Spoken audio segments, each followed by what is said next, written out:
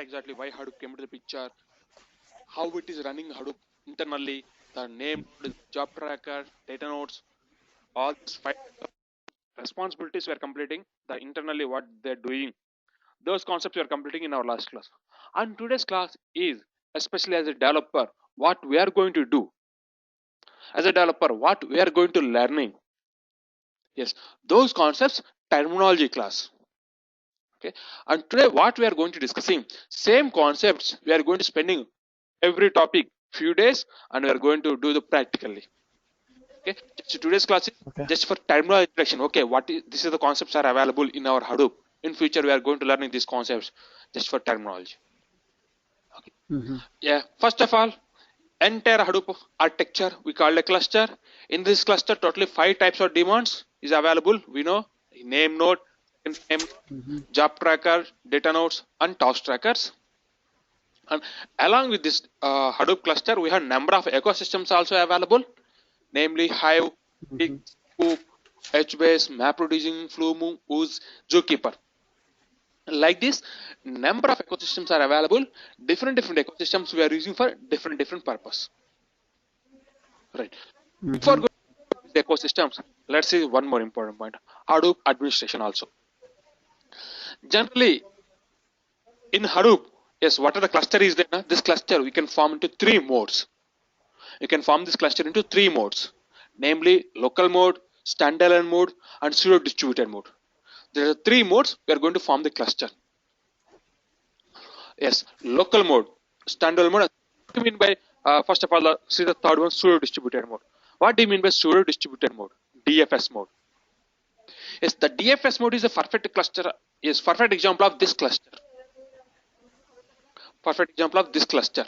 Yes, in this pseudo distributed mode, we have name node is there, secondary name node is there, HDFS client is there, number of data nodes is there, equal number of task trackers are available.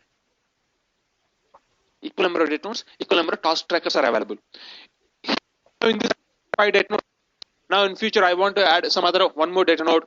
Yes, you can add it. If you want to delete it, yes, you can remove it also. There is no limit to adding number of data nodes. So in our real-time production environment, we are using this pseudo distributed mode cluster only.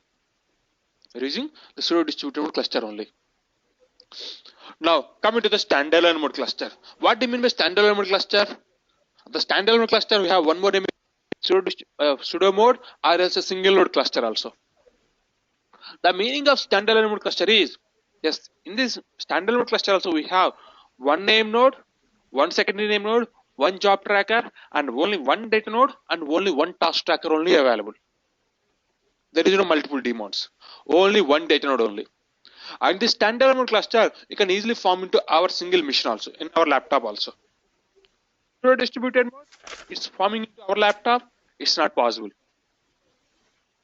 But standalone mode, yes, it's possible, because only one data node is there. So you can install into one virtual box into our VMware, and you can form the cluster into our laptop also. That's we call a standalone mode. The difference is, could you repeat the pseudo distributed mode once yeah, again? pseudo distributed mode, we have number of data nodes is there. We can configure it to, we can add into number of data nodes. There are 5 data nodes is there here, and later 6 data node, 7 equal number of data nodes, equal number of task trackers are available. But standalone mode, only one data node only available. That is only the difference. Okay. The pseudo distributed mode we are using in the production environment, because we are adding number of data nodes. That means we are storing huge volume of data. But standalone mode, only one data node, that much volume only possible. The advantage of the standalone mode is, yes, especially for admin learning purpose, the standalone mode is helpful as a learning time. Okay. If you have more than 2 laptops, you can form pseudo distributed mode cluster also. Okay. And coming to the local mode. Yes, what exactly local mode doing? Local mode is like similar like a standalone mode only. Local mode also similar like a standalone mode only. In local mode also we have job tracker, name node, secondary name node, one data node, and only one task tracker only available. Similar like a standalone mode. But difference is, yes, the standalone mode and pseudo distributed mode. Yes, we want to download the jar files. We want to add, yes, we want to configure everything. We want to download all the name nodes, secondary name nodes, everything. We want to download the jar files, and not only that, ecosystems also. All HivePig, these tools is there. These tools also, we want to download it. We want to configure it in second one or third one. All developers don't know admin knowledge much. So those developers also want to practice it. How can they practice it? Yes, the solution is local mode. So the local mode is completely a package, already configured one. Simply we are downloading that configured image file, installing into our laptop. That we call the local mode cluster. In this local mode cluster, all ecosystems also available. All these ecosystems along with this single node. That we call the local mode. Is it clear? Clear. Yeah. Just for your understanding purpose, the local mode is similar like a .exe file. For example, I want to play a movie. What we are doing? Simply we downloading one media player, installing into next procedure, then we are playing it. But yeah, we are not doing any coding behind that media player. Downloading .exe file, installing it. Similarly, local mode also, we are not doing any coding. We are not doing any admin work. Simply we are downloading that .exe file, installing it to our laptop. That's it. So the first one and second one, just we are using for our practice purpose, as a developer for learning purpose, and third one we are using in our production environment. There is no difference in the as a developer point of view. The three types, there is no difference. What are the queries we are running in local mode? Same queries working in standalone mode and pseudo distributed mode also. There is no difference. Yes. Yeah, that is some admin terminology. As in our regular classes, I will tell you how to configure these three also. I will tell you clearly. Now, next coming to the one more terminology, HDFS. What do you mean by HDFS? Hadoop Distributed File System. Yes, what exactly Hadoop Distributed File System? Yes.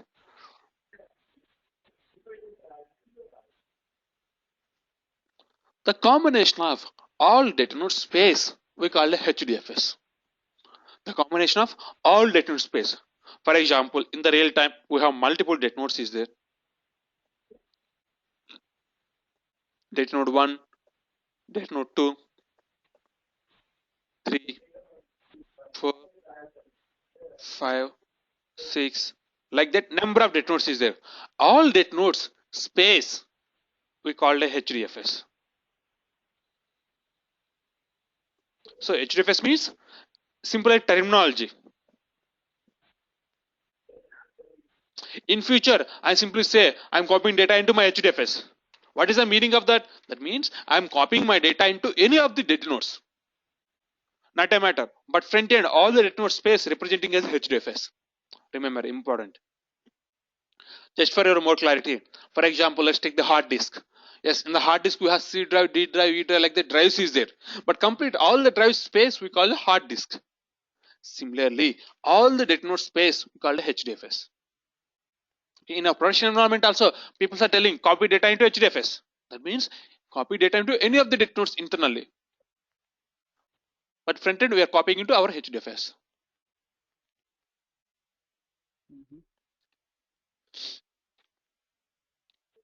Right.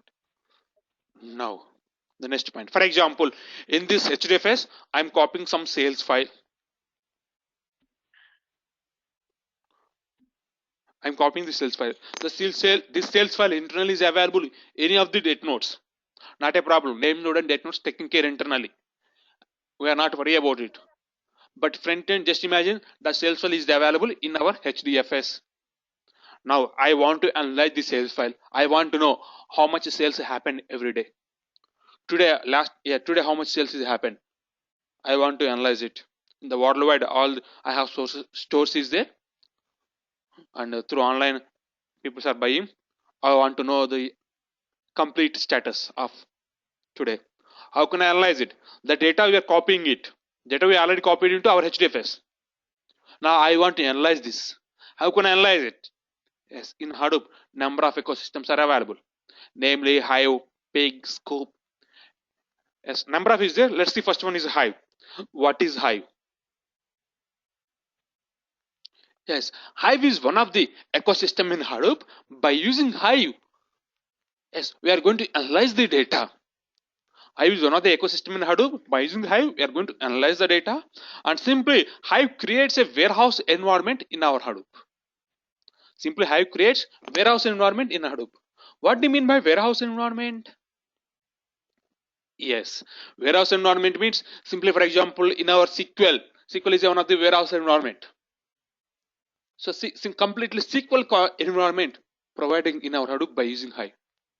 What are the works we are doing in our SQL? Same works we are going to do it in our Hadoop also by using Hive. Okay, so by using Hive, we're creating the tables, loading the data, applying grouping condition, joins is there. Complete SQL queries are supporting in a Hive. Complete SQL is similar like a Hive also. And at the same time, the advantage of the Hive is, yes, by using Hive, we are converting structured or semi-structured to structured format, and we are loading those data into structured format in our tables. The 2 points. By using Hive, we are converting structured, semi-structured, unstructured data to structured format. After that, we are loading those data into our Hive tables. After data loading into Hive tables, now we are applying our Hive queries to generating the reports. Okay, simply one word, Hive is similar like a SQL only. That's why we call HQL also. HQL means Hive query language. SQL means structured query language. Structured query language. Here, Okay, HQL is Hive query language. So in Hive, we can process structured data, semi-structured data, unstructured data also. Okay, unstructured data, semi-structured data, converting into structured format, then we are loading into Hive tables. Even the syntax also similar. Create table, table name, schema. Simple like a SQL. Okay. Yeah, that is simple high level points regarding Hive. Okay. So especially who came from SQL background, those people else with this as Hive to analyze the data. And in our standalone mode, so distributed mode, yes, we have 3 days for clusters is there. Second one and third one, we want to download it, we want to install it. This is Hive. Okay, but local mode not required. Already installed one is there. You can directly work on it. Okay, so I want to check it. The Hive is available or not. Yes, this is our cluster. So simply log into Hive is simply Hive enter. Yeah, I will tell you this point in regular class, but let's simply Hive enter. Just for testing purpose, Hive is configured or not. Yes, my VMware. Yes, it's configured like this. No, that is the Hive. Coming to the next ecosystem, Pig ecosystem. What is Pig? Pig also similar like a Hive only. It is one of the analytics ecosystem in Hadoop. By using Pig, we are going to analyze the data. We are going to process the data. Okay, so the Pig also similar like a SQL terminology only. Hive is almost 80% similar like a SQL. 80 to 90% similar like a SQL, but Pig is like just 50 to 60% only similar like a SQL. 60% only. Yes. Pig is a high-level language used for text mining.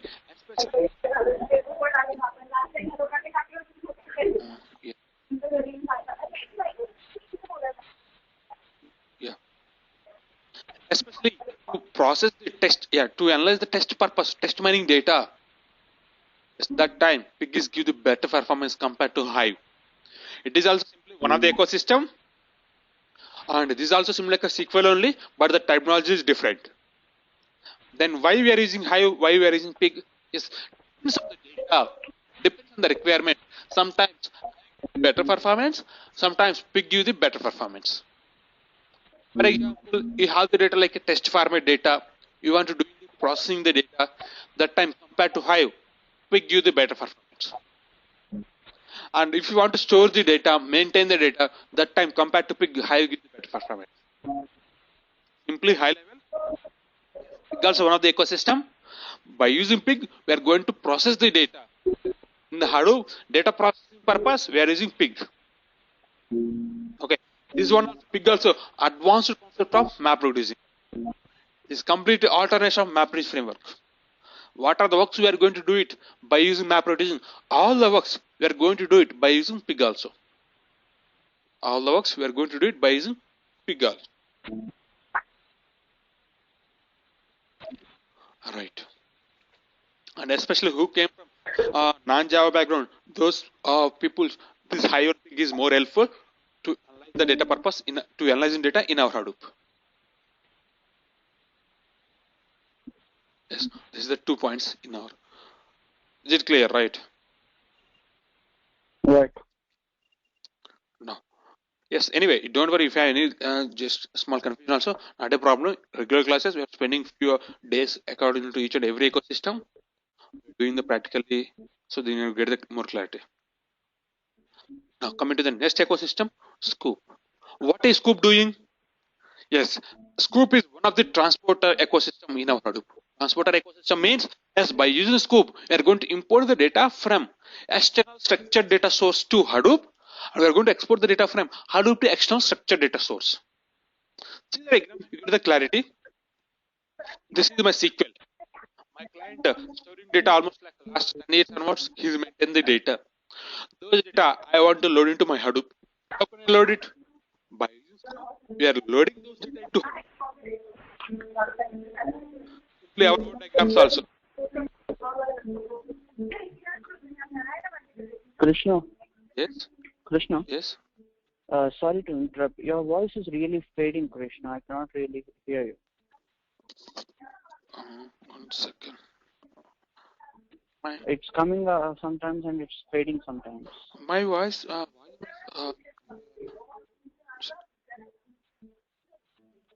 No, the connection is really poor. I tried to connect from the phone again.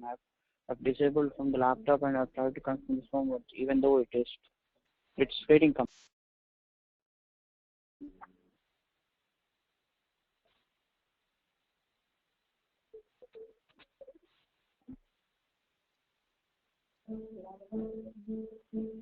However, that play sound, I'm playing a sound. That one is clear? No, I cannot really hear you. No, not my voice. Just I'm checking my headset problem or else a network problem. That's why I'm playing a sound. Just tell me that one is clear.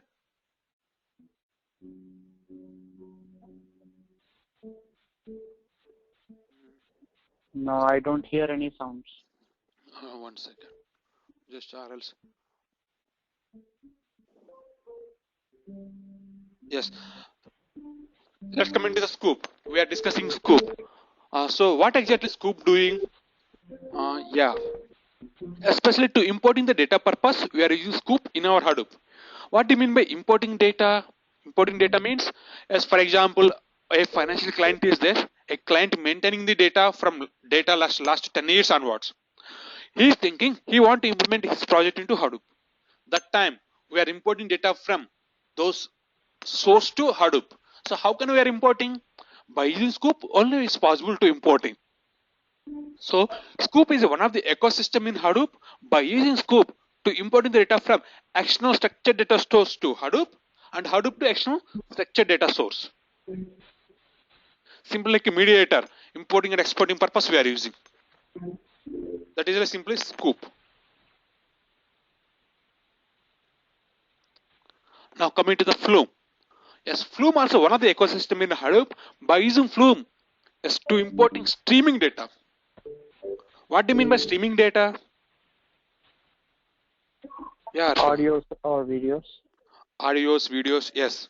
Audios, videos, log files. Those all are comes under streaming data. By using Scoop, we are importing only structured data only. But by using Flume, we are importing streaming data. So, for example, let's take a shopping mall. In the shopping mall, each floor CC cameras are available. The CC cameras keep on capturing data 24/7.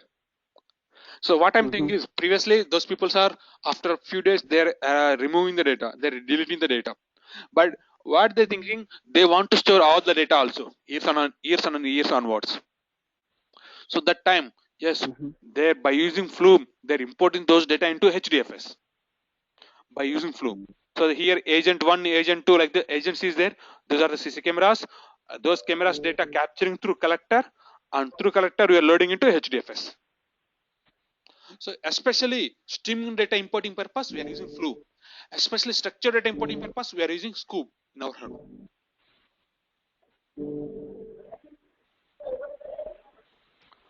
And the next one is Oozie. What is Oozie? Yes, Oozie is one of the scheduler in Hadoop. By defining the workflows, we are using Oozie in our Hadoop. What do you mean by schedulers? What do you mean by workflow? Yes, for example. Yeah. Yeah, tell me. If you have idea, yes, tell me. No, I said I don't know. Okay, yeah, fine. I will tell you. For example, I have some data is there, some SQL, and those data I want to import into my Hadoop. After data is there in the HDFS, those data I want to analyze it by using Hive and Pig, both. Sometimes Hive, sometimes Pig. So how many ecosystems are running here? 3 ecosystems. So I'm writing 3 queries and submitting. Generally, we are running one by one individually, but we are developing a project, a framework. That time it's not possible to running individually. We want to configure everything in one work only. We want to form a framework. So if I submit a scoop query, one scoop query completed, automatically I want to run Hive query and Pig query also. So those scheduling we are doing by using Hive, by using Oozie in our Hadoop. What are the scheduler is there? The scheduler we are doing by using Oozie. Not only that, every day I want to run those queries. What are the queries I'm submitting today? Those queries I want to run every day 8 p.m. or 8 a.m. for specific time. So that type of configurations also, that type of scheduling also, we can do it in our Hadoop by using Oozie. Okay. So here see the diagram also clearly, like this is the current running jobs. The current running jobs is succeeded. What is the next step? Start the new job. Current running jobs is failed. What is the next step? What are the requirements is there? All the requirements, all the schedulings, we can do it in our Hadoop by using Oozie. Especially scheduling purpose only, we are using Oozie in our Hadoop. Okay.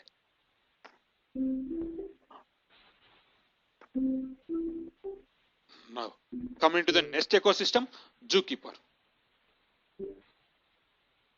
Yes. What is Zookeeper? Zookeeper also one of the ecosystem in Hadoop. By using Zookeeper, we are going to maintain the data logs.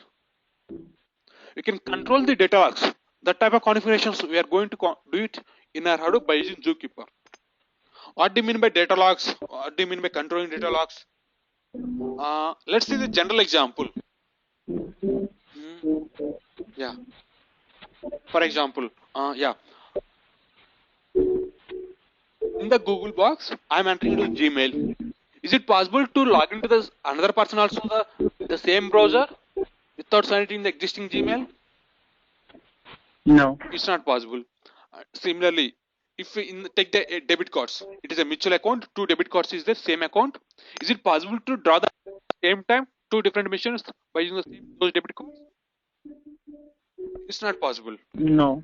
Similarly, in our Hadoop also, we have different servers is there. So any client want to access one client only, or else some servers, all the clients want to access this. Okay, that type of configurations, we are going to do it in our Hadoop by using Zookeeper. Okay, see the diagram also clearly get the clarity. Server 1 is there, 3 clients. Server 1, 3 clients can access the server 1. Server 2, only 1 client. Server 3, it's not possible to access any client.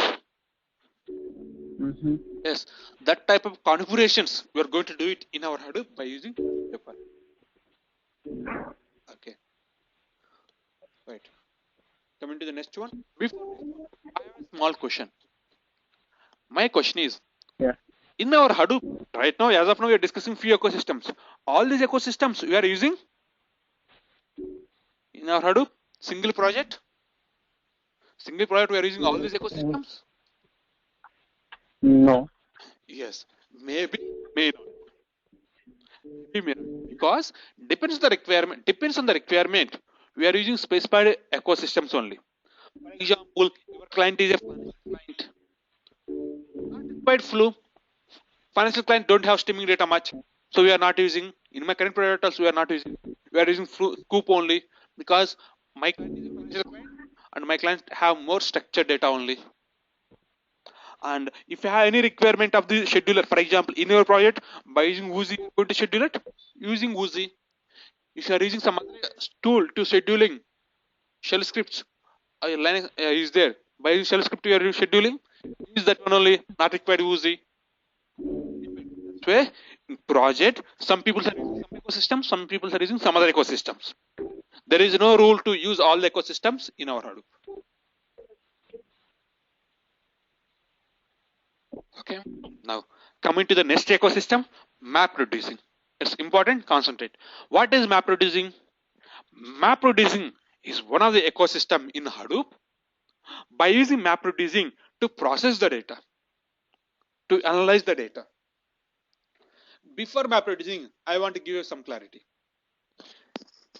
In our Hadoop, in our SQL, not Hadoop, SQL, I submit a simple SQL query. Select star from table name, salary greater than so and so, some condition I'm applying. Okay. So what is running behind the SQL query? I submit select star from table name where salary greater than so and so number. That is my simple SQL query. I submitted. After some time, we get the result. But what is running behind that SQL query? My question is clear? I don't know. That question is clear. Yeah, understand question is important? Yeah, great. Actually, in our SQL engine is there. SQL engine taking care of the responsibility. You are not worried about it. SQL engine only taking care. Executing the SQL query. Similarly, in our Hadoop, if we submitting any Hive query, any pick query, any Woozy queries, Flume queries, Scoop queries, whatever it is, any ecosystem in Hadoop submitting any query, internally that query execution taking care of this MapReduce framework only. That query execution taking care of this MapReduce framework only. So what actually MapReduce is? MapReduce is a software framework that allows developer to write the program to process massive amount of data. So if you want to process the data, you are writing Hive query. If you submitted that query, submit completed, immediately MapReducing coming into the picture. MapReducing internally taking care to process our Hive query. So MapReducing is a dividing into two phases. That is a mapping process and the reducing process. The combination of these two processes we call it MapReducing. Combination of mapping process and reducing process we call it MapReducing. A simple requirement, everyone knows word count example. I have some data is there. Welcome to Hadoop class. Hadoop is good, Hadoop is bad, simple, some lines is there. I want to know each and every word how many times repeating. This is my requirement. Okay, I am writing Hive query, or else same requirement we can do it by using pig also. Both are same purpose. I am writing Hive query or I am writing pig query. Submitted. If you submit that Hive query, pig query, immediately that query execution via this framework only. See, this is our data is there in our data node. One data node, this data is available. Deer, bear, river, car, river, deer, car, bear. This is the data is there in our data nodes. And I am writing Hive query or pig query. I submitted. Internally, that query converting into MapReduce framework internally. Okay, first mapping work is running. If mapping phase completed, then reducing phase running. If reducing phase completed, finally we get the output also. In our Hadoop, processing big data, we are processing big data also in less time. What is the reason? Because of this MapReduce framework only. Okay, high level. Just understand. Okay, understand like this. Like what is? Yes, behind any Hadoop ecosystems, MapReduce query is running. So MapReduce means mapping and reducing. These two phases we call it MapReducing. First mapping is running. Once mapping is completed, reducing is running. Simply that's it. Clear? Right. So in our future classes, we are going to learning these ecosystems in detail. And nowadays, I hope you observed or not, some job JDs, they are concentrating more on map reading. Some people, what they're concentrating, these concepts only, how internal is running. Understand? Yes, learning this point, understanding these internal concepts, not required any Java. Okay. And next Right. important point is there are two types of mappings is there totally. Totally two types of mappings is there. One is internally running, what we're discussing up to now, that is internal running. And second thing is our own code. We are going to implement our own logic also. Same requirement. For example, I want to know each and every word how many times repeating. This is the requirement. We can do it by using Pig, but I don't know SQL queries. Then by using Java code, we are implementing our own logic. By using Java code or by using Python code or by using R, number of scripting languages is there. By using those languages, I'm going to implement my own code. That we call the second type of map reducing. Totally two types of map reducing is there. One is internal running code. Second one is our own implementation code. That is second type of map reducing code. Yes, second type of map reducing. Yes, implementing our own code. That time we want some Java concepts, basic core Java concepts. Okay, clear. These 2 points is clear. Yes. Right. How to running, how to creating, I will tell you. But as of now, today terminology, understand this points only. Okay, two types is there. One is internally running. Second one is our own code, map reduce code. Great.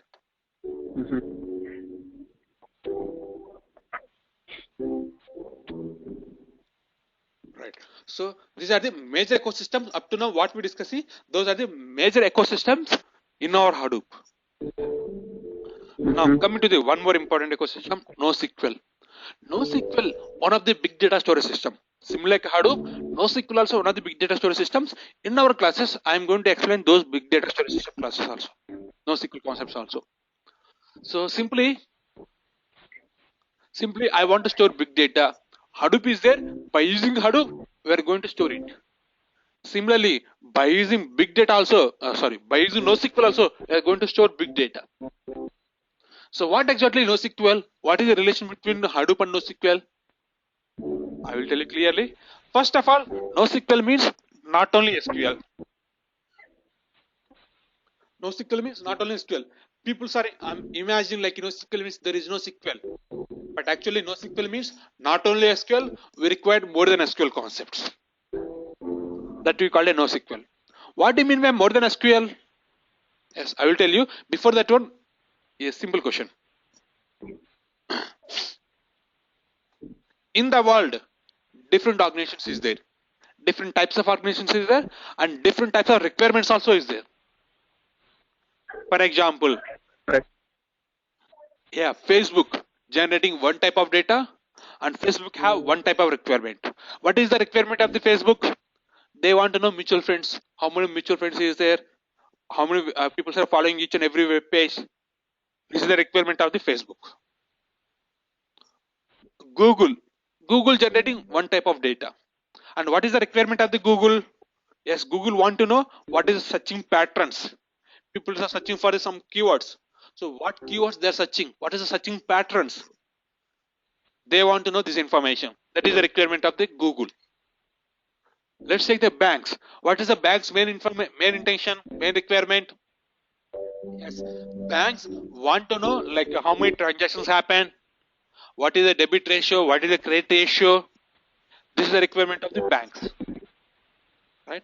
Why I'm telling all these points is, in the world, different organizations is there, different organizations generating different type of data. At the same time, different type of requirements also is there. That time previously, before Hadoop, before NoSQL, by using NoSQL only, we are going to store it and we are going to process all type of data, all type of requirements. Before Hadoop, before NoSQL, we are going to by using SQL. SQL is a simple structured storage system. Simply any type of data, we are storing into table format, then we are querying those data. Repeating, any type of data we are storing into table format and we are going to process those data only. But all the type of data, all the type of problem sets, table is not the solution. Table is not the better solution. Some type of problems, some other type of storage systems give the better performance. Some other type of problems, some other type of storage systems give the better performance. For example, let's see graph database. Facebook using graph database only. Imagine Facebook also storing those data into table format. See the not diagram. See what I'm highlighting. Here A is there, AB is there. So just imagine A is a friend of B, and A is a friend of D. B is a friend of F. D is a friend of E, C, F. Like the friends is there. Just imagine. See the what I'm highlighting. Tell me who is friend to whom. A is common friend of B and D. D is common friend of A and E. Like that we are identifying. But same requirement. See the diagram and tell me. Just a 6 records. Right. Which one is more comfortable? Diagrammatically is comfortable or only this requirement? Diagrammatic is comfortable or else a table is comfort? Diagram. Obviously diagram only comfort, because this requirement is graph database is give the better performance compared to table database. Okay. Now coming to the key value store. One more example. Key value store. In the Google also, if you searching, if you entering into any word, for example, I entered a word called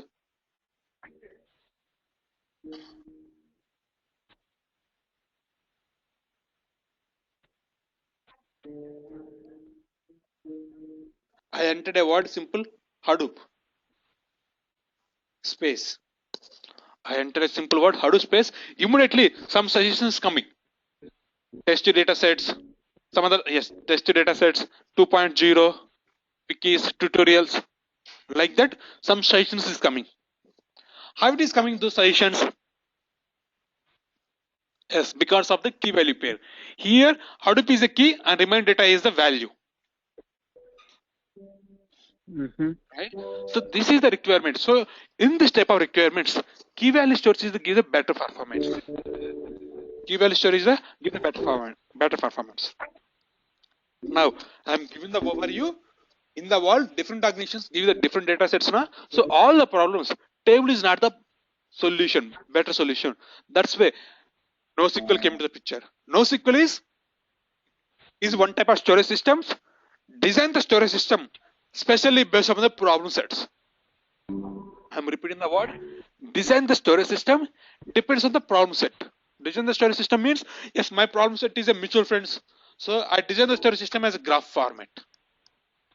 My problem set is like key value store. Then I design the storage system key value pair. So these storage systems give the better performance for this problem set only.